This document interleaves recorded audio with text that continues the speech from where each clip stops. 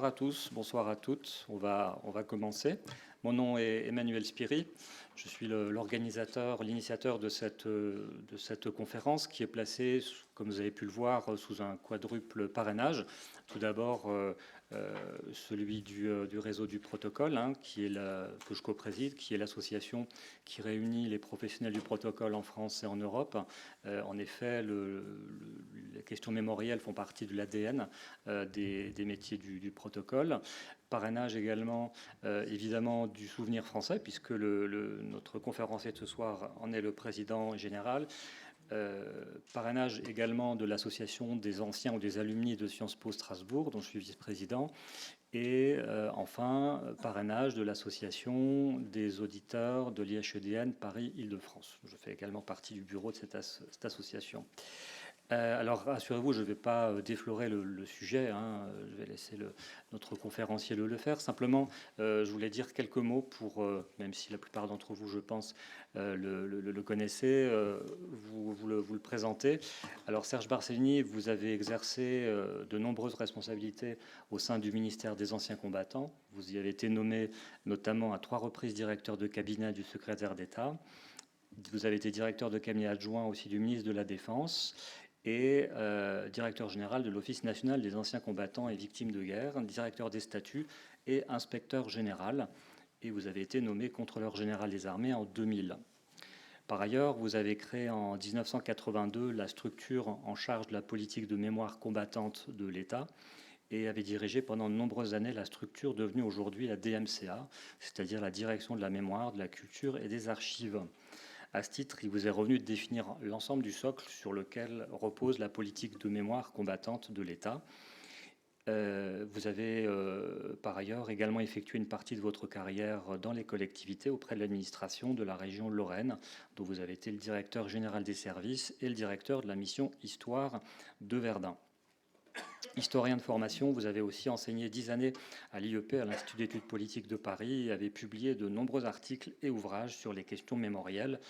Vous avez été élu au conseil d'administration du Souvenir français en 2010, vice-président l'année suivante, donc en 2011, puis président général le 18 avril 2015. Donc on voit à ces différents titres toute la pertinence qu'il y avait à inviter Serge Barcellini ce soir pour nous parler de la thématique de la quelle mémoire pour les OPEX, à la fois ce qu'on pourrait appeler maladroitement la grande mémoire, la mémoire nationale entre guillemets, telle que figurée par notamment le monument aux victimes d'OPEX qui est à Paris, dans le 15e arrondissement, dans le parc André Citroën, mais aussi ce qu'on pourrait là aussi de manière pas forcément pertinente appeler la petite mémoire, la mémoire de proximité. Et là je prendrai un exemple récent qui date du samedi 11 mars dernier, date à laquelle a été inaugurée à Mulhouse une place du capitaine Pierre-Emmanuel Bockel, du nom de cet officier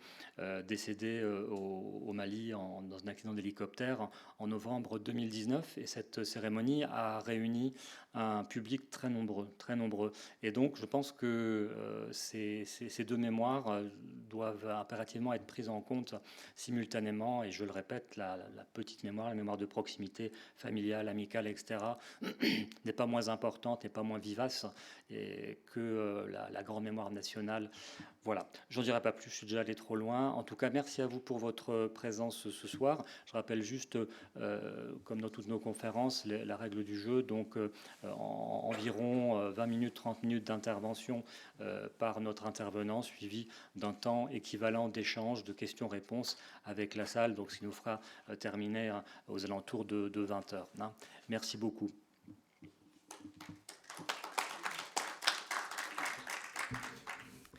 Écoutez, merci bien. Merci d'abord d'être présent dans cette période un peu compliquée. Nous en avons tous conscience. Merci beaucoup. Alors, je vais d'abord vous dire que je vais vous parler de mémoire et pas d'histoire. Nous sommes bien d'accord. Je ne vais pas vous parler de l'histoire des OPEX. Si vous êtes venu pour que je vous raconte l'histoire des OPEX, ça ne sera pas mon cas. Je viens vous parler de mémoire. Nous sommes bien d'accord. La politique de mémoire, moi j'ai l'habitude de dire... Quand je commençais mon cours à Sciences Po, je disais toujours, dans le terme politique de mémoire, le terme politique est plus important que le mot mémoire. La mémoire, c'est le choix de l'histoire au temps présent. C'est clair. La mémoire, on trie l'histoire et on le choisit au temps présent, et la mémoire dépend de celui qui trie. C'est aussi simple que ça. Donc nous sommes bien d'accord, je vais vous parler de politique de mémoire et non pas d'histoire. Je ne vais pas évoquer l'histoire des OPEX, mais je vais bien vous parler de la politique de mémoire. Quelle mémoire des OPEX aujourd'hui? D'où vient-elle? Comment évolue-t-elle? Et quel est le problème que nous rencontrons sur cette mémoire? Alors, si vous voulez, mon propos va s'articuler autour de 3 idées simples. La politique de mémoire des OPEX, la mémoire des OPEX, elle s'inscrit d'abord dans le prolongement des politiques de mémoire combattante. Et c'est là-dessus qui va être sans doute le plus long, parce que je souhaite bien vous expliquer d'où vient la mémoire des OPEX. Elle est l'héritier de quelque chose, la mémoire des OPEX. Donc c'est ce premier point que je vais aborder avec vous. Qu'est-ce que la mémoire combattante et comment s'est-elle mise en place? La seconde partie que je vais aborder, c'est ce que j'appelle la politique de mémoire des OPEX. C'est une politique affadie parce qu'elle est très fortement concurrencée par de nouvelles politiques mémorielles en France, qui sont plus des politiques de mémoire combattante. On va s'expliquer sur ce second sujet. Enfin, mon troisième sujet, qui sera sans doute le plus court, c'est la nécessité d'une réflexion pour inscrire la politique de mémoire des OPEX dans, j'allais dire, les demandes sociétales du temps présent. Je ne suis pas persuadé que le temps de la mémoire combattante d'aujourd'hui soit le même que celui de 1920, pour faire court. Et prendre les mêmes méthodes pour faire une politique, c'est sans doute peut-être là les questions que nous devons nous poser. Bien, voilà, je vous ai introduit sur ces 3 idées centrales. Première partie de mon propos, c'est donc, je vous dis, pour comprendre la mémoire des OPEX, il faut regarder comment cette mémoire des OPEX s'inscrit dans le prolongement des mémoires combattantes. Ça, c'est la première idée. Alors, c'est quoi cette mémoire combattante? Comment a-t-elle été créée en France, la mémoire combattante? Et à quoi répond-elle, quelque part? Alors, cette mémoire combattante, elle se crée après 2 grands conflits. Alors, vous allez tous me dire 14-18 et 39-45, et je vais vous dire non. Elle se crée, la mémoire combattante, après 1870 et après 18. Bon. La mémoire combattante s'inscrit et se crée en France d'abord après le conflit de 1870-71. Et les 6 inventions de l'après 1871 en termes de mémoire combattante, c'est très simple. La première invention, c'est pourquoi meurt-on? Car pour parler des OPEX, il faut d'abord savoir pour qui meurt-on.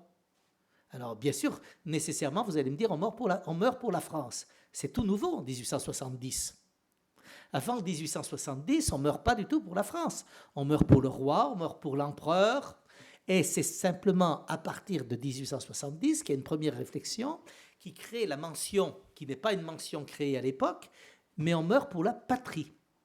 Les premiers monuments qui sont créés, alors j'ai une première diapositive, n'est-ce pas? Elle y est, voilà. Les premiers monuments qui sont créés après 1870, en fait, c'est essentiellement dans les années 1890, une vingtaine d'années après, le mouvement boulangiste, etc. Les premiers monuments qui sont créés pour les morts pour la patrie. Donc, pour la première fois, quand on définit pour qui on meurt dans un combat, c'est lié à 1870. Première invention, pour qui meurt-on? Je vais y revenir quand on va arriver sur les OPEX. Vous comprenez que ce premier sujet est un sujet important. C'est tellement un sujet important, je vais repasser tout à l'heure sur 14-18. La deuxième invention qui naît de 1870, c'est les tombes. Jusqu'en 1870, vous n'y avez jamais réfléchi, mais il n'y a pas de tombe de combattants. À Waterloo, il n'y a aucune tombe de combattants. À Austerlitz, il n'y a pas de tombe de combattants. Oui, je sais. Et on fait même de la purée avec les os. On fait un certain nombre de choses avec les os. Mais en effet, la première guerre où véritablement on va enterrer les combattants, inhumer les combattants, c'est 1870. avec des tombes collectives. Petite anecdote, hein, des tombes collectives. Mais la tombe militaire est inventée en 1870. La troisième chose qui est inventée en 1870, c'est les monuments délocalisés. Vous n'avez jamais réfléchi à un monument aux morts. Le monument aux morts, c'est l'invention la plus étonnante, c'est la délocalisation de la mort. C'est-à-dire qu'en clair, le monument aux morts, on ne le construit pas là où ils sont tués, mais on va le construire dans une ville d'où ils sont originaires. Et ça, c'est 1870. 14-18 vient bien sûr l'amplifier de façon formidable. La quatrième chose qui est inventée par 1870, c'est les héros militaires. Les premiers généraux à qui l'on rend hommage, Chanzy par exemple, c'est 1870. Et bien sûr, on va retrouver ça après. Le héros militaire, la quatrième chose, c'est l'intervention de l'État. La première fois que l'État commence à s'intéresser aux tombes des militaires, c'est 1870. La cinquième chose, c'est l'apparition des associations de vétérans, puisqu'on les appelait associations de vétérans. Ça m'amuse beaucoup, hein. Quand on dit aux anciens combattants aujourd'hui, vous devriez vous appeler vétérans, ils disent ah non, c'est un terme américain. Alors qu'en 1870, on disait les associations de vétérans. Bon, j'oublie ce petit point. Et puis 1870, c'est la création du souvenir français. Le souvenir français qui est typiquement né de 1870, puisqu'il est créé en 1887, je ne vais pas trop m'étendre là-dessus. Ça, c'est le début, c'est l'invention de la mémoire combattante. Et derrière, parce qu'il y a toujours des concepts idéologiques, hein, politiques derrière, ça veut dire quoi? Cette invention de la mémoire combattante, c'est Ernest Renan. N'est-ce pas? Qu'est-ce que la nation? Et je rappellerai toujours que Renan, il dit deux choses. Il dit la nation en France, c'est d'abord, n'est-ce pas, une envie de vivre ensemble. Il appelle ça le plébiscite de tous les jours. Mais il dit c'est l'histoire partagée. Et Renan dit l'histoire partagée, je reviens sur la mémoire combattante, il dit, Renan, 1882, il fait une conférence extraordinaire et il dit les deuils unissent beaucoup plus que les victoires. Vous vous souviendrez de ça, les deuils. Et vous vous rendez compte, il l'écrit en 1882. Hein, il dit pour unir la nation, c'est d'abord les deuils qui unissent la nation. C'est quelque chose d'exceptionnel parce que cela est une vérité. Bon, concept idéologique également, la République. Pourquoi il y a une mémoire qui se développe à partir de 1870 ? Volonté de l'État, volonté formidable de l'État, qui, je vous le rappelle, j'adore, il parle de défaite victorieuse. Le souvenir français est chargé de faire la mémoire de la défaite victorieuse. C'est quand même intéressant, hein? 1870. Donc, la première chose à savoir, c'est l'invention de la mémoire combattante, elle part de là. Et puis, cette invention va connaître une formidable progression avec 14-18. Alors, 14-18, c'est quoi? C'est véritablement l'invention du mort pour, le mort pour la France. Grand débat à l'Assemblée nationale, hein, qui s'appelait sans doute pas Assemblée nationale, si, sans doute. À l'époque, grand débat au Parlement pour savoir comment, en 1915, on va créer la mention. Parce qu'on se dit quand même, il faut bien qu'ils soient morts pour quelque chose, nos combattants de 14-18. Et donc, on est parti du mort pour la patrie. Il y a un grand débat sur le mort pour la patrie. Et en définitive, c'est voté mort pour la France. Ça doit être la deuxième, je ne sais plus. J'ai oublié le monument de Noiseville, c'est pas grave. Bon, voilà, là j'arrive, bon, c'est pas grave, j'arrive là. J'arrive à la tombe du soldat inconnu, qui est passionnante. Parce que le débat sur le mort pour la France à l'Assemblée nationale, il est tellement fort que ce n'est pas tout à fait le terme qui est employé à l'Arc de Triomphe. C'est intéressant, hein? Vous voyez qu'il y a la séparation, là, un vrai débat qui a lieu à l'Assemblée nationale. Doit-on parler de mort pour la France ou de mort pour la patrie? En fait, la loi, c'est mort pour la France, mais à l'Arc de Triomphe, c'est mort pour la patrie. Vous voyez bien, ce débat, il n'est pas neutre. Hein? Il n'est jamais neutre. Un débat en vie politique n'est jamais neutre. Donc, 14-18, c'est d'abord la notion de mort pour la France. Et pour moi, cette conception du mort pour la France, elle est essentielle. Il n'y a pas de mémoire sans mort pour la France. C'est d'une clarté absolue. On va y revenir sur les OPEX. Hein. Il n'y a pas de mémoire sans mort pour la France. Vous pouvez y aller. C'est, j'allais dire, la base des politiques de mémoire combattante en France, c'est le mort pour la France. La deuxième chose, 14-18, c'est la même chose que pour 1870, des tombes, des monuments, et c'est la tombe du soldat inconnu. qui n'avait pas été inventée en 1870, la tombe qui va fédérer tous les morts disparus. La tombe du soldat inconnu, c'est une invention exceptionnelle, puisque c'est une invention du souvenir français, j'y suis pour rien, donc tout va bien, donc une invention du souvenir français qui va être reprise dans tous les pays du monde. Tous les pays du monde ont repris cette invention, qui est une invention, cette invention d'avoir inventé le soldat inconnu qui va fédérer autour de lui toute la mémoire nationale. Ensuite, la grande invention de post-14-18, c'est la cérémonie du 11 novembre, que n'avait pas inventée 1870. 1870, il n'y avait pas de cérémonie nationale regroupant toutes les communes, etc., à une date donnée. Ça, c'est 14-18. 14-18 invente la cérémonie nationale, et puis derrière, le développement du tissu associatif formidable avec les associations et le renforcement de l'État en termes de politique de mémoire, en particulier pour la gestion des nécropoles nationales. Donc, j'avance sur d'où vient la mémoire des OPEX. Le concept idéologique qui est derrière 14-18, il est clair, c'est un concept idéologique très fort, plus jamais ça.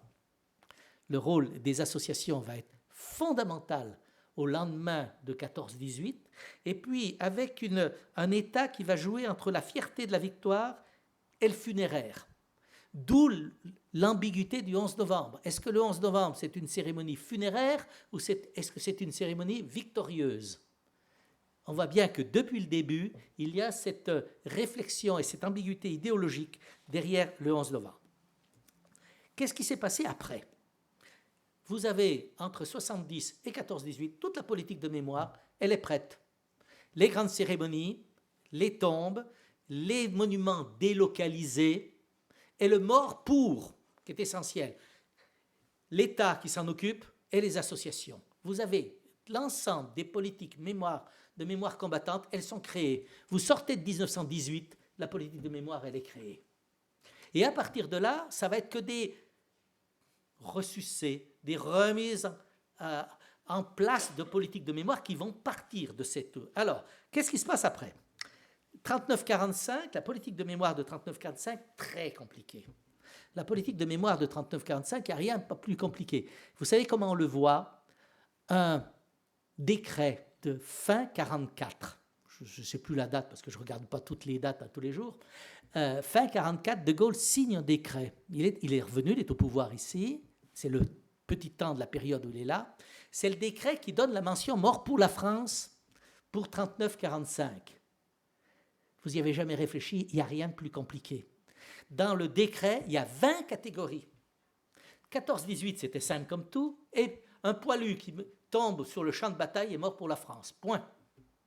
Mais 39-45, vous imaginez les combattants, les résistants, les déportés, les internés, les malgré nous, à qui on donne la mention mort pour la France, je signale, les déportés raciaux, les déportés non raciaux, etc. Les catégorisations de 39-45 vont compliquer formidablement les politiques de mémoire et créer quelque part un émiettement mémoriel qui va naître de 39-45. De cet émiettement mémoriel, on va le retrouver bien sûr dans la vie commémorative. 14-18, c'est une seule cérémonie. 39-45, chaque groupe va avoir sa propre cérémonie commémorative, sa propre journée commémorative. Les déportés, le 8 mai, la journée de la déportation, le 18 juin, etc. Chacun va avoir ses journées commémoratives. Donc, ces émiettements de journées commémoratives qui vont également greffer derrière des concurrences politiques fortes qu'on avait peu rencontrées en 14-18, mais qu'on va rencontrer énormément sur 39-45. Chacun connaît la politique, les combats de politique mémorielle entre les communistes et les gaulliens, parce que je ne dis même pas gaullistes, parce que entre De Gaulle, on va dire entre De Gaulle et les communistes. Le Mont Valérien étant, j'ai dû le mettre, c'est pour ça, le Mont Valérien étant le plus bel exemple du combat de politique mémorielle entre gaullistes et communistes. Alors, en deux mots, ça me permet de vous donner quelques idées pour aller visiter. Le Mont Valérien, c'est gigantesque. Le Parti communiste fin 1944 se présente comme le parti des 75 000 fusillés. À partir de là, il faut trouver des fusillés. Donc le Mont Valérien, qui est un lieu central des fusillades, dès 1944, le Parti communiste prend en charge quelque part le Mont Valérien, mais De Gaulle essaye de concurrencer, donc il y va. Mais il faut inaugurer, De Gaulle inaugure une place où il y a les 4500 fusillés du Mont Valérien. Et c'est lui qui l'inaugure, fin 1944. Et la bagarre entre De Gaulle et le Parti communiste va être totale, elle va être tellement forte que De Gaulle se retire, n'est-ce pas, vous le savez, en début 1946. Début 1946, De Gaulle se retire du pouvoir. Il revient en 1958. Et vous savez, la première chose qu'il fait, il lance la construction du Mont Valérien qui avait totalement été arrêté, qui va être inauguré en 1960. Et le Mont Valérien que vous avez ici, il est totalement gaullien. Ça, je peux vous dire qu'il a illuminé le Parti communiste. Le Parti communiste, vous le retrouvez dans la Clairière. Et vous avez, je vous en dis deux mots parce que les politiques de mémoire ne sont pas extérieures au combat politique. Et là, vous avez un très bel exemple sur 39-45 et politique de mémoire. Je continue sur ce que j'appelle la poursuite poussive des politiques de mémoire à partir de 1945. L'Indochine, c'est complètement occulté. Il n'y a pas de politique mémorielle de l'Indochine, pour tout un tas de raisons. C'est une armée professionnelle, c'est une défaite, pas glorieuse comme 1870, et puis il y a l'Algérie derrière. Donc, il n'y a pas le temps de repas, et donc il n'y a pas de politique de mémoire de l'Indochine. Je vous attends, vous allez me dire si, Fréjus, etc. C'est beaucoup plus tard, puis on va y revenir si vous le voulez après. Et puis l'Algérie. Alors, la mémoire algérienne, parce que pour parler, n'est-ce pas, des OPEX, il faut parler de la mémoire de la guerre d'Algérie. La mémoire de la guerre d'Algérie, c'est excessivement compliqué. C'est excessivement compliqué parce que, d'abord, les morts pour la France ont été cachés pendant très longtemps. J'appelle ça des morts pour la France cachés. Vous imaginez que quand on fait, il faut que je vérifie mes dates parce que je ne suis toujours pas toutes, ça doit être 1954, quand on fait un grand balayage pour dire, voilà, nos combattants en Algérie, etc., on ne dit jamais mort pour la France. On dit ils ont droit à l'article R, je ne sais plus combien, et quand vous allez chercher, c'est ça qui est marqué au journal officiel, et c'est en fait l'article qui leur donne la mention mort pour la France. Mais la majorité des tombes de combattants qui reviennent, qui sont morts au combat d'Algérie, on ne met pas sur leur tombe mort pour la France. C'est assez étonnant, alors qu'ils ont le droit de la mention mort pour la France, mais on ne le met pas. La guerre d'Algérie, c'est très compliqué, parce que durant la guerre, le mort pour la France est déjà caché, j'appelle ça un mort pour la France caché, et puis, à la sortie de guerre, les acteurs sont totalement émiettés. Les acteurs de la guerre d'Algérie sont émiettés, on vient de le voir pour le 60e anniversaire, entre les rapatriés qui ont leur propre mémoire, les harkis qui ont leur propre mémoire, les combattants qui ont leur propre mémoire, ceux qui étaient pour l'Algérie française qui ont leur propre mémoire, ceux qui étaient contre l'Algérie française qui ont leur propre mémoire. Et cet émiettement de la guerre d'Algérie se traduit sur le terrain par un émiettement mémoriel total. Si vous voulez qu'on y revienne, on peut y revenir. J'essaye d'aller un petit peu vite. Bon, voilà d'où viennent les politiques de mémoire combattante. Comment on arrive à une mémoire émiettée de l'Algérie, à une mémoire disparue de l'Indochine et des mémoires fortes d'avant, et arrive, n'est-ce pas, notre mémoire des OPEX qui arrive directement là-dessus. Alors, comment ça va se traduire pour la mise en place ou la mise en œuvre de la mémoire des OPEX? D'abord, par un problème difficile de reconnaissance du mort pour la France. Qu'est-ce que ça a été compliqué? Il y en a certains qui le savent ici. Qu'est-ce que ça a été compliqué pour reconnaître la mention mort pour la France? Alors oui, celui qui est tombé en OPEX véritablement au combat, pas de problème. Mais ce n'est plus les mêmes guerres. Déjà la guerre d'Algérie, ça avait déjà été compliqué pour attribuer une mention mort pour la France aux combattants d'Algérie, parce que ça n'a plus rien à voir avec les poilus, ni avec les résistants. Et pour les OPEX, ça a été également très compliqué. Ce qui fait que reconnaître la mémoire des combattants OPEX, tous les jours, ça change le chiffre. Tous les jours, ça change. Le ministère en rajoute. C'est-à-dire qu'on a un vrai problème de mémoire des OPEX, c'est qu'on ne sait jamais c'est jamais suivi, j'allais dire, les combats. Ça ne suit pas les combats, la mémoire des OPEX. Ça suit l'administration. Ça suit l'administration qui réétudie les dossiers, qui se dit « Ah oui, ben là, on devrait donner la mémoire mort pour la France à cet OPEX qu'on n'a pas donné, qui est mort il y a 20 ans, parce qu'on en est là. Hein. Tiens, il est mort il y a 20 ans, il faudrait peut-être reconnaître qu'il est mort pour la France. » Déjà, le premier problème des OPEX, c'est cette reconnaissance du mort pour la France, qui est pour moi centrale.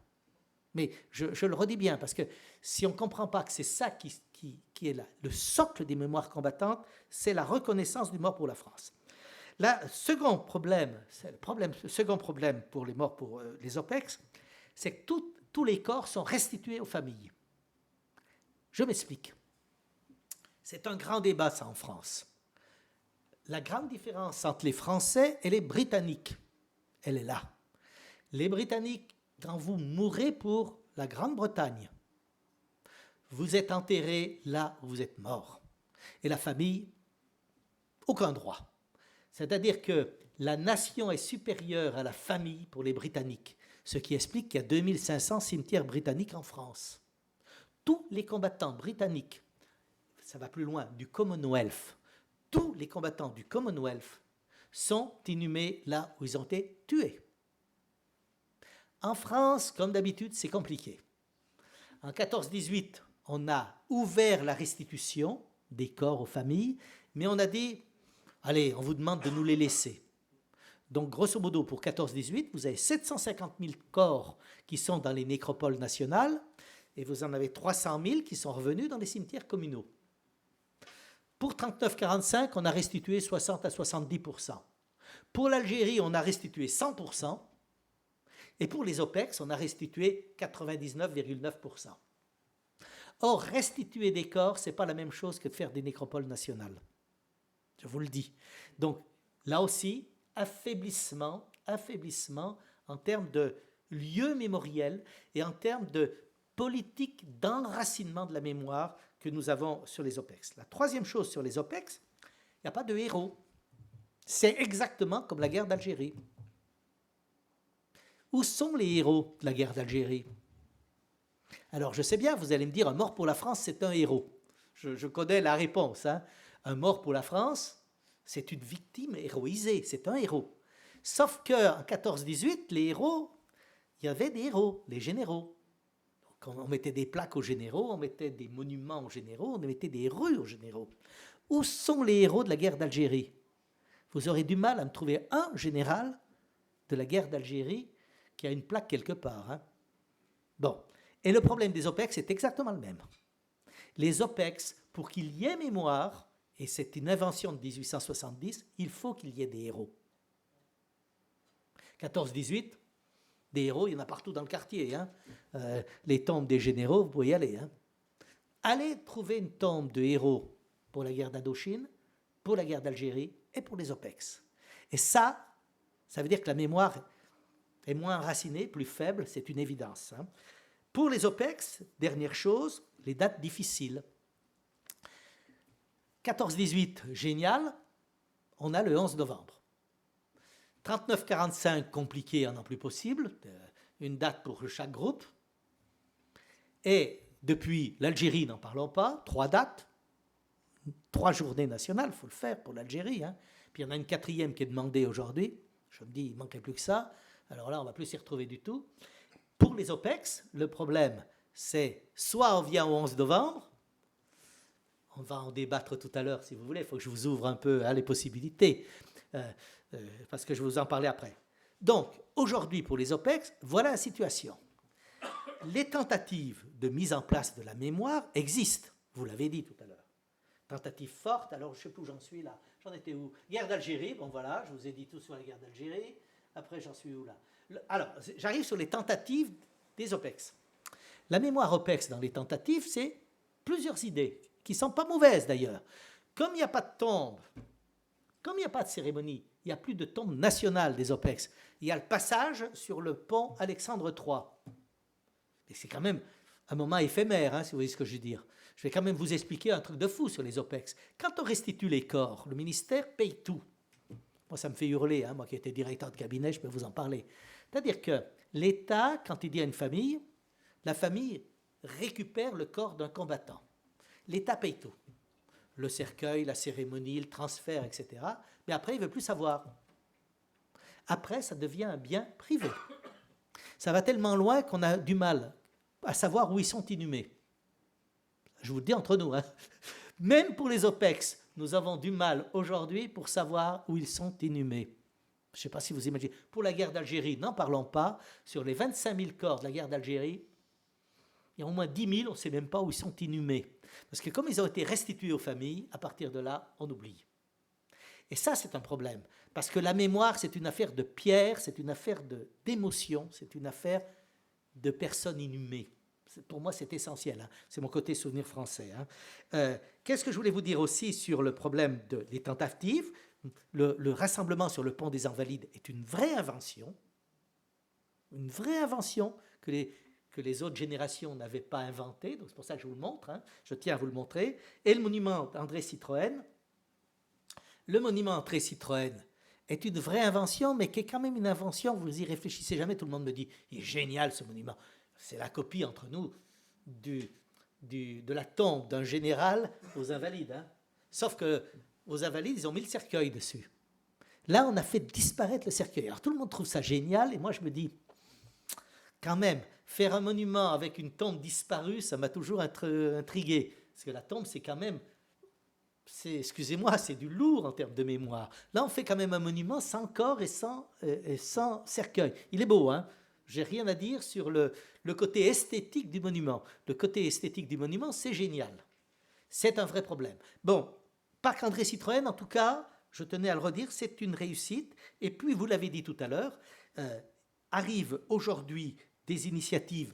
Vous avez parlé en effet de l'inauguration de la plaque pour le fils de Jean-Marie Bockel, qui est intéressante. C'est quelque chose qui a eu lieu aussi pour la guerre d'Algérie, un certain nombre d'enracinements local de la mémoire, c'est important.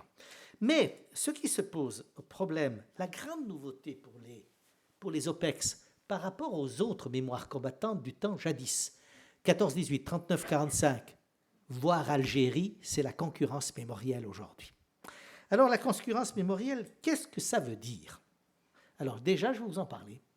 C'est la concurrence du mort pour la France. Vous n'êtes pas sans savoir que nous avons créé en 5 ans 2 nouvelles mentions. Il faut le faire. La mention mort pour la République et la mention... D'abord, mort pour la nation et maintenant on vient de créer mort pour la République.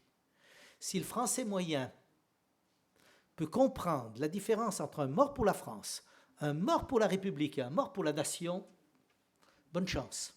Hein? Il y a aujourd'hui 3 mentions. Et bien évidemment, sur les monuments aux morts, les maires sont en train d'inscrire les 3 mentions. Le français moyen qui comprendra la différence entre les 3 mentions, il me prévient. On le sait, hein, je pourrais vous expliquer la différence. Mais attendez, donc ce que s'appelle la concurrence mémorielle, parce que tout le monde me dit dans la concurrence mémorielle, tout le monde dit ah, c'est les victimes contre les héros, enfin bon, tout ce qu'on entend, la Shoah contre les autres. Mais ce n'est pas ça la concurrence mémorielle. La concurrence mémorielle, c'est déjà la concurrence entre 3 mentions. Si vous ajoutez les victimes d'attentats, ça fait 4 mentions. 4 mentions, comment voulez-vous s'y retrouver alors que la mention mort pour la France était centrale dans les politiques de mémoire et que l'OPEX, c'est le mort pour la France. Ce n'est pas autre chose, l'OPEX. L'OPEX, il est le prolongement du mort pour la France. Sinon, on ne s'y retrouve plus. 4 mentions aujourd'hui. Deuxième chose dans les concurrences mémorielles, les journées nationales commémoratives. Alors, comme je m'y perds toujours, je suis obligé de m'emmener ma petite fiche parce que je ne m'y retrouve jamais. Moi, sur les journées commémoratives, vous n'y avez jamais réfléchi, mais moi, je vais vous expliquer quelque chose. C'est très simple. Les journées commémoratives nationales, vous savez ce que c'est, hein? Le 8 mai, le 11 novembre, le 14 juillet, ce sont des journées commémoratives nationales, c'est-à-dire qu'elles sont décidées par l'État et elles sont inscrites dans un calendrier national où cela suppose la mobilisation des préfets, des maires pour qu'ils fassent quelque chose. Nous sommes bien d'accord. C'est ça une journée commémorative nationale. Eh bien, c'est très simple. Je vous donne où on en est. Jusqu'en 1981, il y en avait 6. 6 journées commémoratives nationales. Nous en avons créé 16 depuis nous en avons créé 10 depuis 1981. Et l'émiettement des journées commémoratives nationales est une catastrophe à terme. Plus vous avez de journées commémoratives nationales, moins vous vous y retrouvez. C'est clair. Des journées commémoratives nationales, on bat tous les records. Là, entre 2003 et 2006, on a fait 5 créations en 4 ans. N'est-ce pas? Donc, entre 1880 et 1981, en 100 ans, 6 journées commémoratives nationales. Aujourd'hui, nous sommes à 17 journées commémoratives nationales aujourd'hui. S'en crée quasiment tous les 15 jours, j'ose pas vous le dire, on ne le voit pas. Sauf que c'est un abaissement formidable et une concurrence pour les journées commémoratives nationales. La concurrence qui est ouverte aujourd'hui sur les journées commémoratives nationales, c'est un problème central pour la mémoire des OPEX. Vous comprenez, plus vous commémorez, alors je pourrais toutes vous les donner, hein, l'Arménie, alors elles sont toutes justifiées. Ça dépend. Si je parlais aux Arméniens, je ferais très attention à ce que je dis, parce que sinon je recevrais une tomate si je dis que la journée n'est pas justifiée. Alors elles sont objectivement toutes justifiées, mais toutes concurrentielles. Ça, c'est le problème. Autre exemple de ce que j'appelle les concurrences mémorielles, les panthéonisations. Alors là aussi, j'avance. J'avance à petits pas, parce que là aussi, qu'est-ce que je me fais critiquer quand j'attaque là-dessus? Mais vous imaginez que les panthéonisations en France, entre 1945 et 1958, il y en a eu 2. De 58 à 69, il y en a eu une, Jean Moulin. De Gaulle, Jean Moulin, une. Vous savez combien on en crée aujourd'hui de panthéonisation? Tous les ans, il y a une panthéonisation. La liste des futurs panthéonisés s'allonge jour en jour. Là, il y en a un paquet. Alors, j'ose pas vous le dire parce que elles sont toutes justifiées, bien évidemment. Je fais très attention à ce que je dis. Sauf que c'est une concurrence mémorielle qui fait qu'aujourd'hui, les OPEX se retrouvent dans une mémoire totalement concurrencée, dans une mémoire où ils disparaissent quelque part. Les OPEX, c'est une mémoire qui disparaît au milieu d'un bloc mémoriel où les politiques de mémoire sont complètement sont très fortes. Je cherche les mots, n'est-ce pas? Les politiques de mémoriel, c'est quelque chose qui est en plein développement.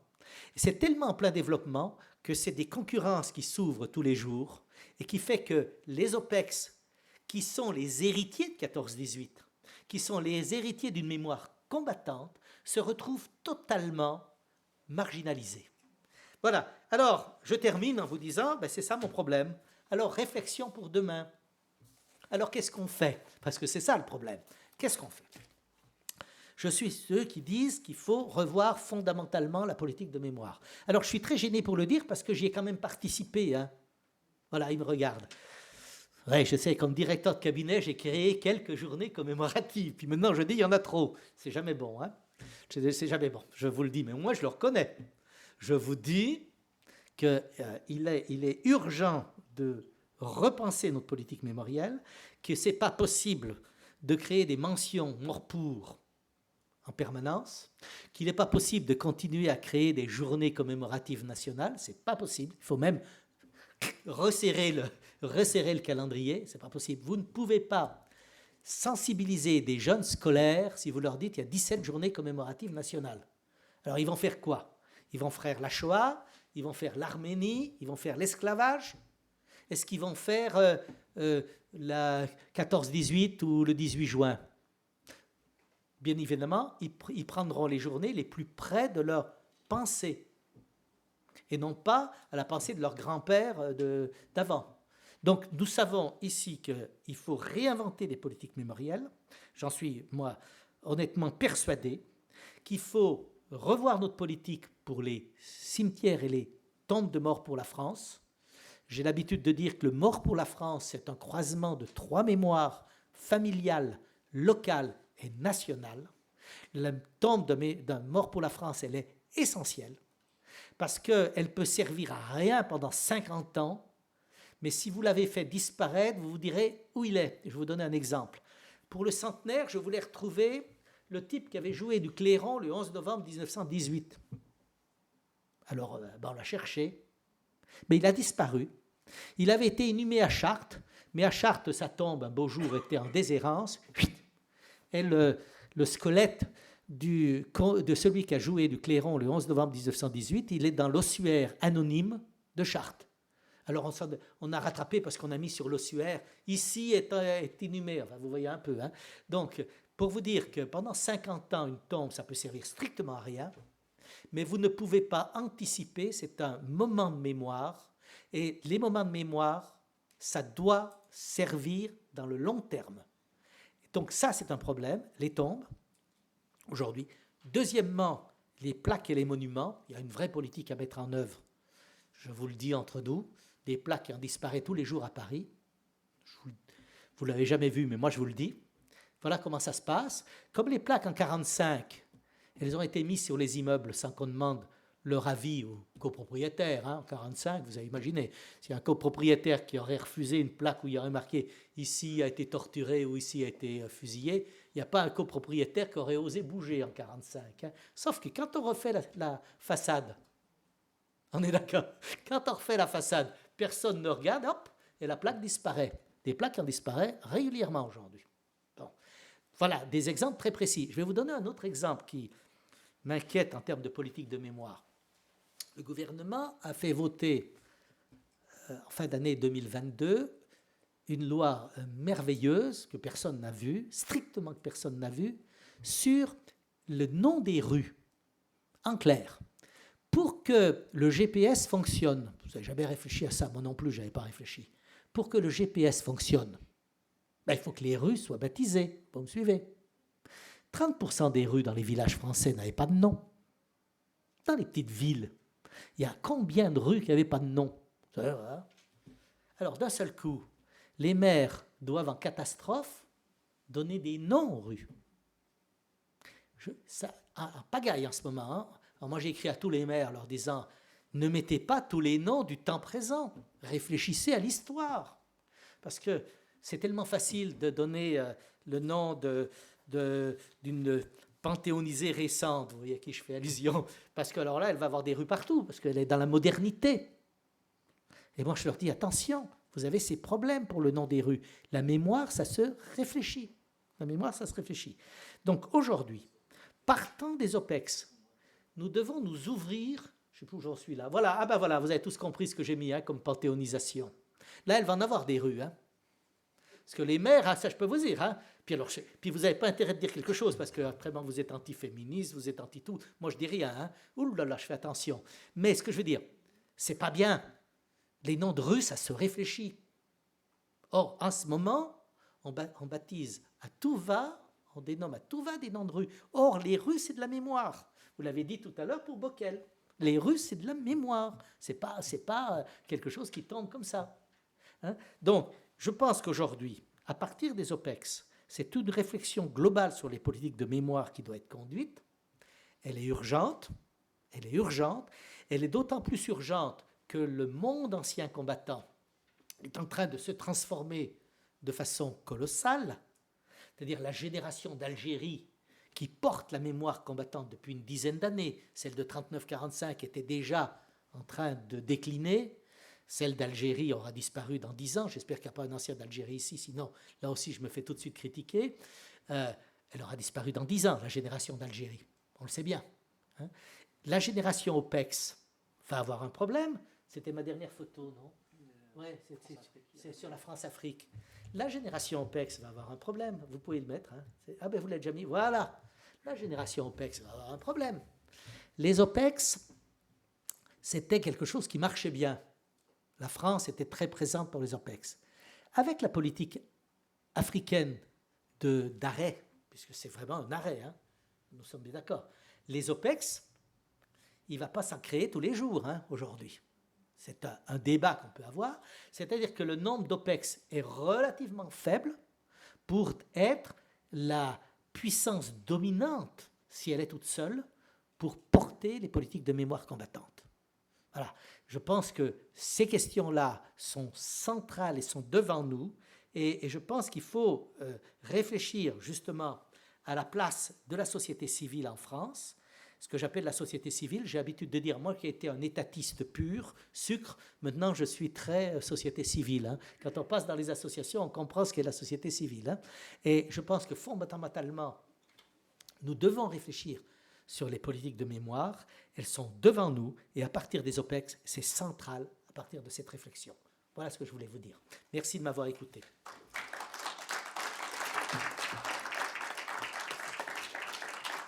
Je ne sais pas si c'est ce que vous attendiez, mais c'est ce que j'avais envie de vous dire.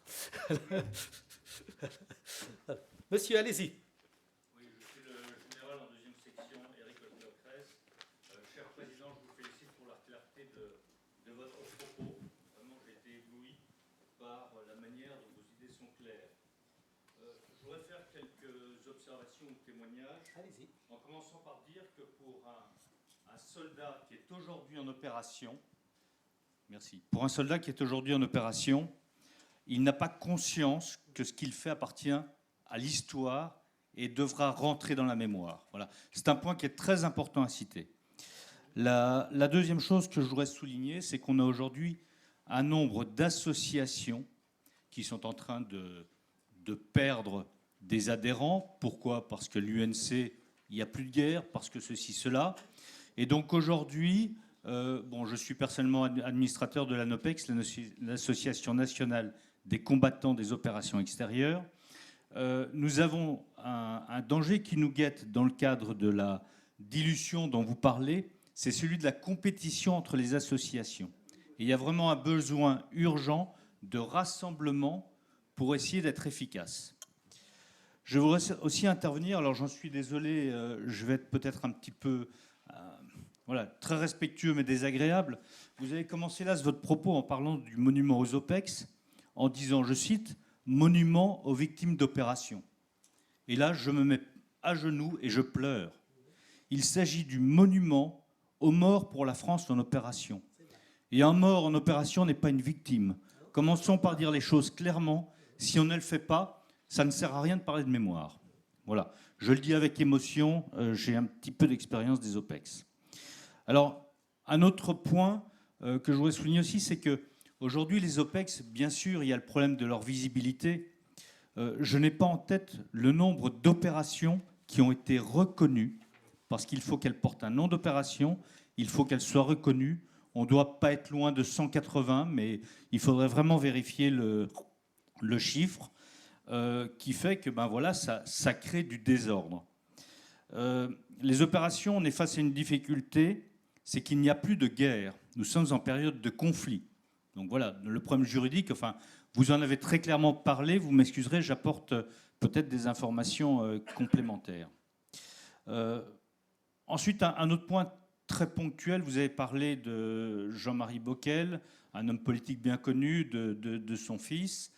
Ce qu'il faut savoir, c'est qu'il y a quand même quelques-uns de nos camarades qui sont morts en OPEX, dont des squares, dont des places, dont des rues aujourd'hui dans certaines villes portent le nom.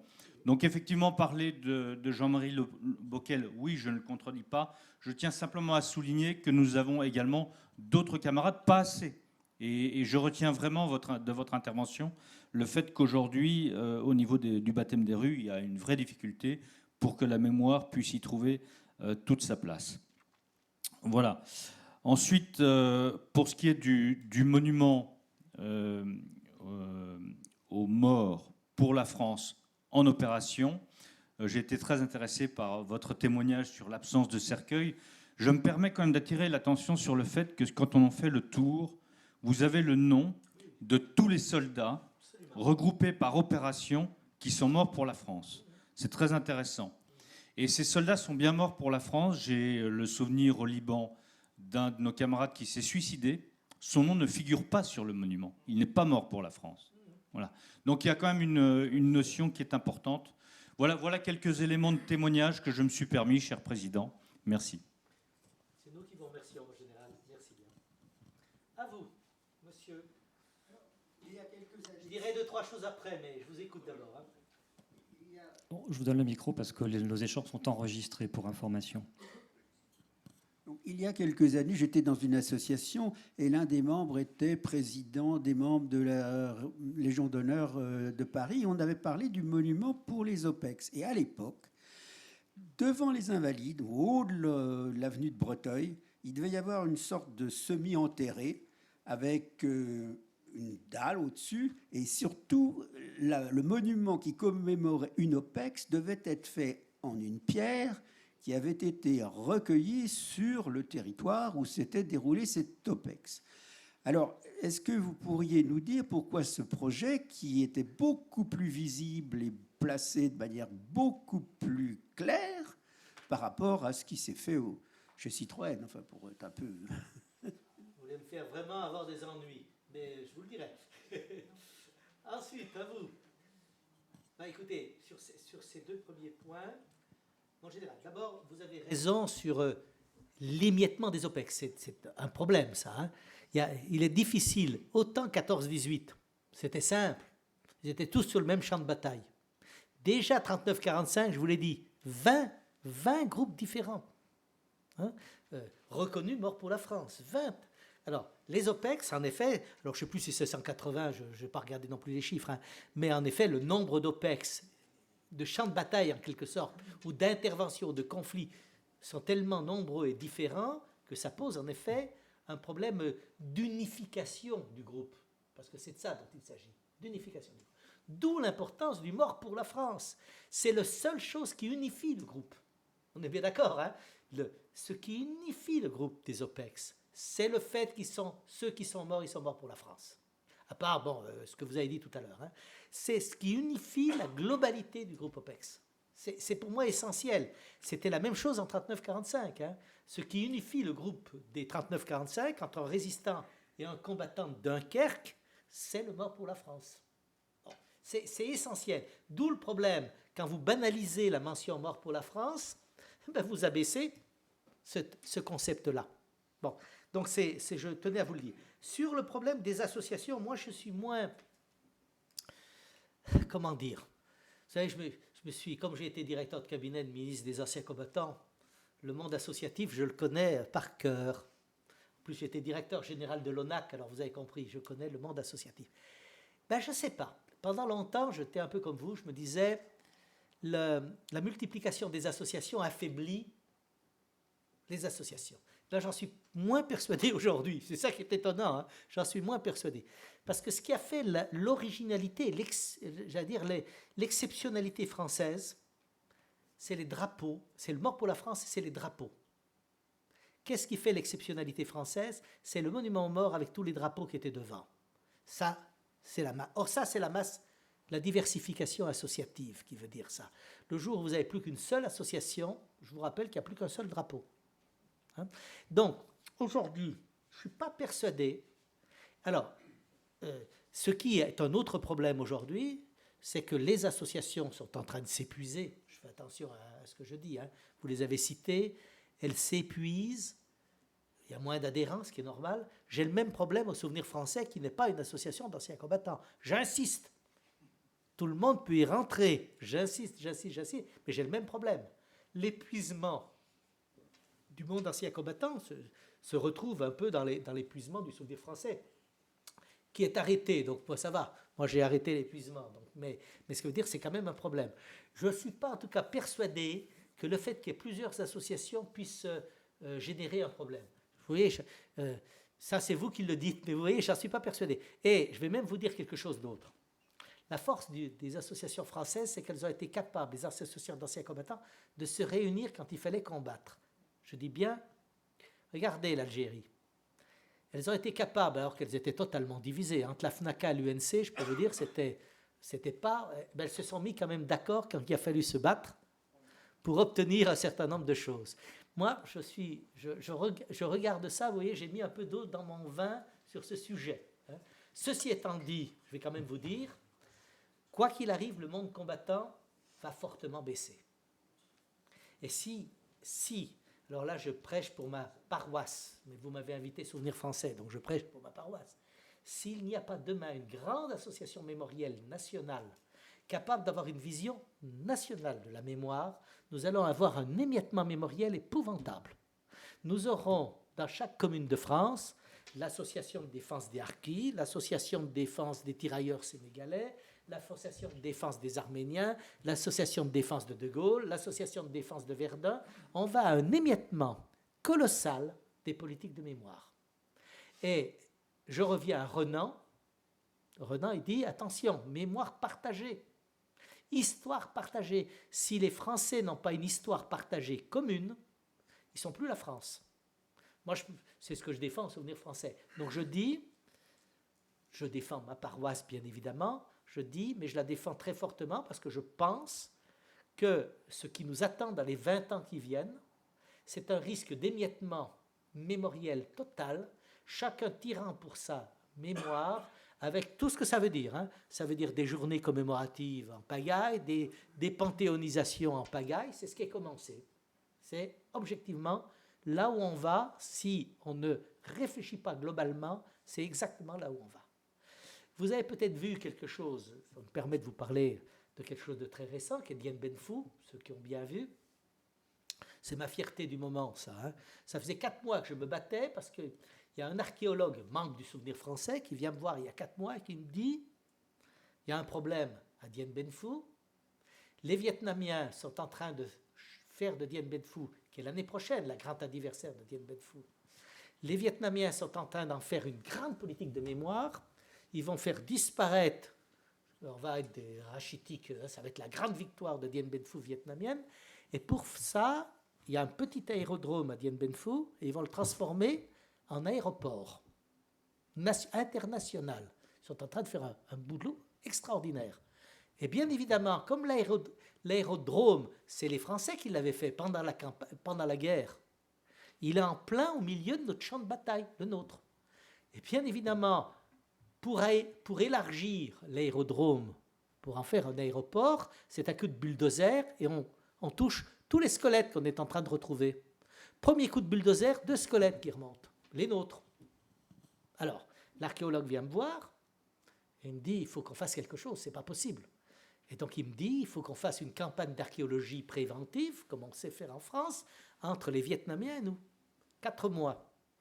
4 mois, j'en ai fait de ces courriers. J'ai fait voter le conseil d'administration du Souvenir français il y a 1 mois et demi, en leur disant, on vote. Au conseil d'administration, on a quelques grands noms, comme le général Cuche, etc. Ça sert. Bon. Courrier à tous les ministres, ça ne bouge pas. Rien ne bougeait, parce que le gouvernement n'avait pas envie de commencer une négociation avec les Vietnamiens. Parce qu'il faut une négociation avec les Vietnamiens. Article dans Le Monde, ça me pose un vrai problème à titre personnel. Article dans Le Monde, vendredi. Excellent article. J'avais vu le journaliste, etc., etc. Excellent article. Dès le vendredi soir, j'apprends que l'Élysée a déjà appelé notre ambassadeur à Hanoï. Depuis, c'est réglé. La négociation est commencée entre les 2 gouvernements et on avance. Alors, vous savez ce qui, moi, me désole, c'est que nous, corps intermédiaires associatifs, ça faisait 4 mois qu'on se battait. Comme je dis, ben, il vaut mieux avoir un journaliste dans sa poche que d'être un corps intermédiaire associatif. Hein. Ça, je vous le dis, ça faisait 4 mois qu'on se battait comme des fous, on n'y arrivait pas. Un article dans Le Monde a déclenché toute l'opération. Et ce sujet de Dien Bien Phu, c'est les morts pour la France qui étaient abandonnés à Dien Bien Phu, parce que c'est de ça dont il s'agit. Hein. Et donc, moi je disais, attention, on ne peut pas, alors que les Américains ont un tel souci de leur mort au combat. Il faut une politique extraordinaire au Vietnam. Nous, on ne l'avait pas. Mais je tenais à vous le dire parce que c'est en pleine actualité. Hein. Il y a eu question orale d'actualité aussi à l'Assemblée nationale, plusieurs questions écrites. Enfin, c'est devenu un grand moment. Hein, alors qu'on a mis 4 mois pour arriver à sensibiliser. C'est un article de presse qui a sensibilisé. Votre question sur le monument des OPEX. Alors, le monument des OPEX, il devait être installé là derrière l'école militaire, à la place du monument de 1870. Vous voyez qu'il y a un grand monument, personne ne sait que c'est un monument de 1870. Au milieu de la place, là, devant l'UNESCO, vous avez une espèce de grande colonne qui est un monument de 1870. Il avait été décidé d'enlever le monument de 70, et entre nous, j'étais très d'accord, on ne le voit pas, hein, pour faire là le grand monument des OPEX. Et il y a eu une telle levée de boucliers des habitants du 7e arrondissement qu'il a fallu trouver ailleurs. Objectivement, le lieu trouvé est excellent. Moi, je vais vous le dire. Je trouve que le parc André Citroën, c'est quand même un beau lieu. C'est très proche du ministère de la Défense d'aujourd'hui. Ça, c'est quand même quelque chose de plutôt intéressant, hein, je le dis. C'est un beau lieu, le monument des OPEX. Alors, ce n'est pas en centre-ville, ça, j'en conçois parfaitement qu'on n'est pas dans la centralité mémorielle, alors que pour l'Algérie, ils avaient obtenu la centralité en obtenant que le monument de la guerre d'Algérie soit sur le bord, à côté de la Tour Eiffel. Hein, vous le connaissez, il est bleu, blanc, rouge, vous ne pouvez pas le rater. Hein. Le monument de la guerre d'Algérie, ils ont obtenu, les associations, une centralité. Celui des OPEX n'a pas obtenu la centralité. Je le reconnais. Autre question, on y va. Oui. Moi, j'ai... Monsieur Tarbérou, après, oui. Ah oui, alors d'abord vous, puisque vous avez le micro. Oui, j'ai le micro, pardon. L'amiral Gouraud, là, je préside une association du souvenir aux morts de la Première Guerre. Donc, autant dire qu'il n'y a plus d'anciens combattants, évidemment. Et je vous témoigne quand même que je rencontre nos effectifs évoluent. Mais finalement, je m'aperçois que, d'abord en discutant avec tout un chacun, et en évoquant cette période, tout le monde a eu un ancêtre décédé pendant cette première guerre qui a été quand même extrêmement éprouvante pour toutes les familles. Et je revois arriver comme jeune adhérent, enfin plus ou moins jeune adhérent, des descendants de 3-4 générations après qui redécouvrent des souvenirs dans les archives familiales. Et pour des souvenirs qui ont été tus pendant longtemps et qui sont devenus un peu des secrets parce qu'on ne voulait pas raviver les douleurs d'à la fois des combattants puis de leurs descendants. Donc ce sont des souvenirs qui se réavivent et qui nous amènent des nouveaux jeunes adhérents. Donc ce qui donne voilà, un espoir pour l'avenir de ce genre d'association également. Merci beaucoup. Monsieur Tarbérou, et puis après à vous, monsieur.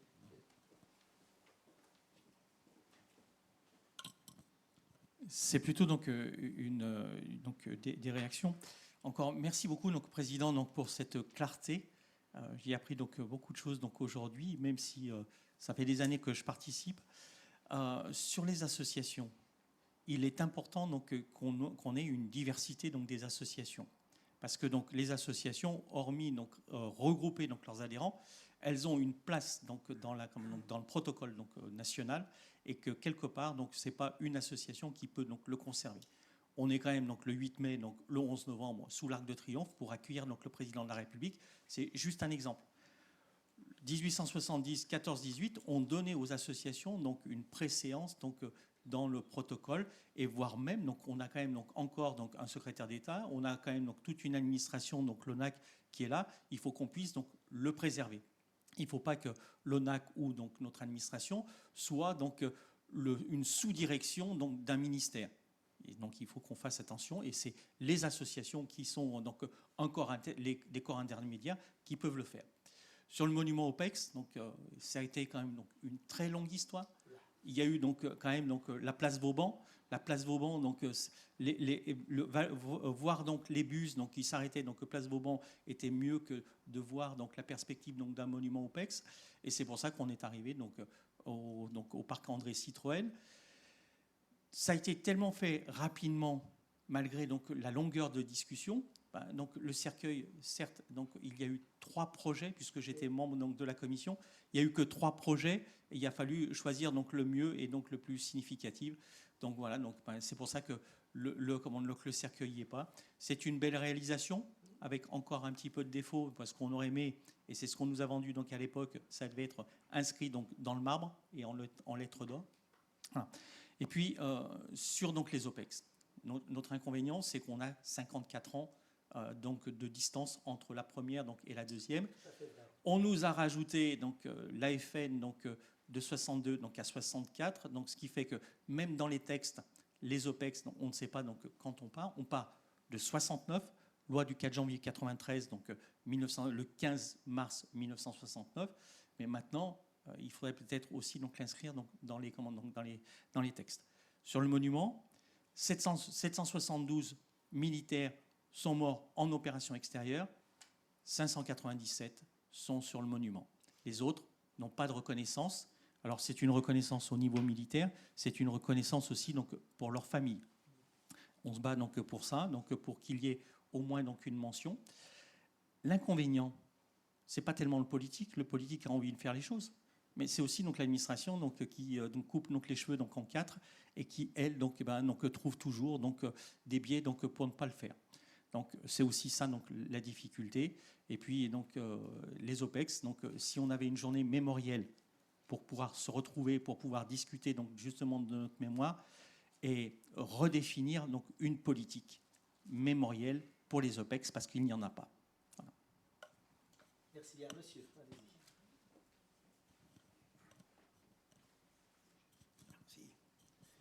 Colonel Goyard, ancien pilote de chasse et de reconnaissance, je voulais vous parler des associations. Effectivement, on fait partie de beaucoup d'associations à notre âge et à notre niveau, que ce soit la Légion d'honneur, que ce soit les anciens combattants, que ce soit le comité de Gaulle et tout ça.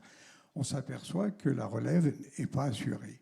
Et juste un petit exemple, quand mon épouse était maire adjoint à la fin du siècle dernier, elle a réussi à fonder le comité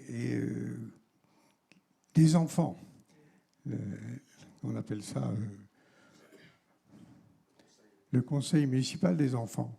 Eh bien, ça a marché, puisque après, dans toutes les zones, toutes les communes ont fait un conseil municipal des enfants. Ça nous a permis, à toutes les cérémonies officielles du 8, du 11, des déportés et pour De Gaulle, de les avoir. Et en fait, comme ils étaient petits, les parents les amenaient. Donc les parents il y avait plus de monde dans les cérémonies de souvenirs. Mais on s'aperçoit que entre le conseil municipal des enfants et les ados et les adultes, qui devraient nous remplacer, mais qui en ce moment on n'en trouve pas, s'il y avait des ados qui étaient motivés par les associations pour nous remplacer ou faire la soudure entre les anciens que nous sommes et les petits, je pense que c'est le transfert de mémoire le transfert du souvenir on doit travailler là-dessus. Et là, dans toutes les associations d'anciens, eh bien, il n'y a personne, il n'y a plus de bénévolat. Merci beaucoup. Je vais rebondir, si vous le voulez bien, juste sur ce point-là. D'abord, pour dire à l'amiral Gouraud, il est typiquement une association qui s'est bien transformée. C'est une association d'anciens combattants qui est devenue une association mémorielle. Je suis à fond pour, moi, ça. Hein. Les associations d'anciens combattants qui sont capables de se transformer en associations mémorielles comme la vôtre, en faisant venir d'autres générations, c'est exactement... Alors, il y en a d'autres. Hein. La FNDRP est en train à peu près de faire ça. Il y a des associations qui sont capables de se transformer en les fondations.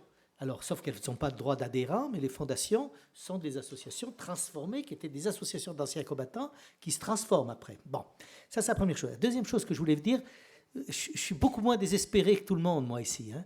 Les jeunes, parce que, je vais vous dire, au Souvenir français, je passe mon temps dans tous les comités où je vais, ils me disent « Ah, les jeunes, ils ne veulent pas venir. Les jeunes, c'est désespérant. Les jeunes, si. Les jeunes... » Oh là là, qu'est-ce que j'entends? Chaque fois, j'ai envie de me suicider en sortant, en disant « Mais je me demande qu'est-ce que je fais dans cette association. » Ils sont tous pessimistes. Ce n'est pas vrai. Vous avez combien de jeunes en France par année qui sont sensibilisés? Moi, j'appelle ça les jeunes sensibilisés à la mémoire. C'est plus d'1 million de jeunes par an. Quand vous ajoutez les jeunes sapeurs-pompiers, ceux qui font le concours de la résistance, ceux qui sont dans les conseils municipaux des jeunes, les classes de défense, quand vous ajoutez aujourd'hui les épides, tous les jeunes, le SNU qui commence à se mettre en place, c'est des jeunes qui sont totalement sensibilisés au problème de la mémoire combattante. Ils y sont tous. Ils savent ce que c'est qu'une cérémonie, ils savent ce que c'est qu'un mort pour la France, etc. C'est plus d'1 million par an. On fait des conférences, mais... Oui, mais attendez, la seule chose qui a changé, c'est que vous ne pouvez pas leur demander d'adhérer. Ça, c'est fini. Ils zappent. Aujourd'hui, dans la vie associative, nous, on est construit sur une vie associative où on adhère, ça dure des années, etc., etc. Le jeune, c'est fini. Ça ne veut pas dire qu'ils ne sont pas sensibilisés. La jeunesse française aujourd'hui, il y a une partie importante qui est sensibilisée au sujet que nous abordons. Moi, je vois sur les jeunes sapeurs-pompiers qui m'intéressent beaucoup, 250 000 jeunes sapeurs-pompiers en France. 250 000 jeunes sapeurs-pompiers, C'est quelque chose, j'en parlais tout à l'heure sur les pompiers, hein, c'est pas pour rien que je vous parlais. Moi, ça m'intéresse énormément parce que je suis persuadé que nous avons là une base. Mon problème, notre problème, c'est qu'ils ne se vivent plus en vie associative comme nous on se vivait. C'est ça notre problème. Et que ça ne peut aller que de mal en pis, ça. Ils ne se vivent plus pareil. Mon problème aujourd'hui, c'est que quand vous voulez recruter des jeunes pour faire une quête, on a des difficultés. On a moins de difficultés parce qu'on ne sait pas comment les recruter. Alors qu'ils sont là, ils peuvent le faire. Dire à des jeunes, vous vous mobilisez pendant une journée, ça se trouve. Vous leur dites, vous venez dans notre association, ils disent non. Ça, c'est un problème que nous avons en confrontation aujourd'hui et dans nos réflexions du futur. Mais ça, c'est le problème de la vie associative dans sa globalité en France qui est en train de se jouer. Ça va un peu plus loin que la vie mémorielle. Madame qui veut, allez-y. Oui, peut-être une dernière question. Parce que, voilà, allez, vous êtes la dernière question, ça sera très bien. Allez-y. Merci. Félicitations encore pour une présentation extrêmement claire et qui, pour moi, qui ne suis pas du même groupe que la majorité des gens ici présents, a été extrêmement instructive. Je voudrais juste livrer un témoignage d'une petite élue, d'une petite commune du territoire profond de la France et revenir sur le rôle des monuments aux morts. Dans ces petits villages de la France profonde, l'enracinement des populations est important lors des élections en termes de représentativité. Ce n'est pas forcément un gage de compétence, c'est un autre débat, mais l'a priori, c'est la légitimité à travers l'appartenance à un territoire, qui se manifeste bien entendu sur les monuments aux morts, 14-18, 39-40, mais surtout 14-18. Donc je voulais mentionner ce fait que lorsque l'on se prépare pour les élections dans ces petits villages, eh bien c'est vrai que quand se pose le problème de la légitimité pour se présenter, il y a cette question de l'enracinement dont le témoignage est sur ces monuments. Voilà. D'où l'importance. Deuxième élément, s'agissant des commémorations des grands conflits. Il est évident que 14-18, les témoins ne sont plus là, 39-45, il n'y en a quasiment plus. En revanche, vous l'avez mentionné, 62, le 19 mars 62, c'est une génération qui est en voie de disparition, mais il y a encore des témoins. Et dans cette France profonde dont je vous parle, bon, même si ça peut choquer, mais c'est humainement compréhensible, c'est cette mémoire plus récente qui demeure la plus vivante, bien sûr, puisque les témoins en sont là. Donc, dans nos petits villages, la commémoration du 19 mars 62, parce que c'est celle qui, dans ces petits villages, bon, indépendamment des Arméniens, des Harkis, etc., tout à fait respectable, mais dans nos petits villages, c'est plus le 19 mars 62 qui est commémoré. Donc c'est là que la mémoire se transmet le plus. Et le dernier élément, et là c'est plus une question que je vous pose, vous avez parlé de la disparition de la mémoire des OPEX à travers la disparition de la France-Afrique, pour faire court, mais la France va toujours continuer à participer aux opérations de maintien de la paix de l'ONU. Il y aura forcément non pas des victimes, mais des héros, comme vous l'avez dit. J'espère que nous continuerons, bien entendu, à en garder la mémoire vivante. Merci beaucoup, madame. Il y a une dernière question. Vraiment, vous levez le doigt en dernier, allez-y. C'est même pas une question, je prends beaucoup sur moi. C'est juste, justement, madame vient d'évoquer l'ONU. Personnellement, je suis la fille... merci beaucoup. Je suis la fille d'un combattant qui a combattu en Corée. Et justement, il y a deux choses qui me parlent. Vous dites à nous le souvenir, à eux l'immortalité, dit le bandeau. Et vous avez parlé de la guerre émiettée d'Algérie, la guerre disparue d'Indochine. Et dans notre association, on parle souvent de la guerre oubliée de Corée, en fait. Donc c'est juste, si on peut avoir une pensée justement pour tous ces valeureux militaires, c'est vrai qu'ils ont combattu pour l'ONU, donc c'est peut-être, ça sort un peu du cadre ici. Mais si on peut tous avoir aussi une pensée pour ces militaires, parce que je fais partie d'une association, j'ai un fils et j'ai le devoir aussi de transmettre à mon fils ce que j'ai reçu de mon père. Et d'autant plus en ce moment quand on voit ce qui se passe en Corée du Nord et en Corée du Sud. Donc voilà, c'était juste une pensée pour eux. Voilà, merci beaucoup. Merci.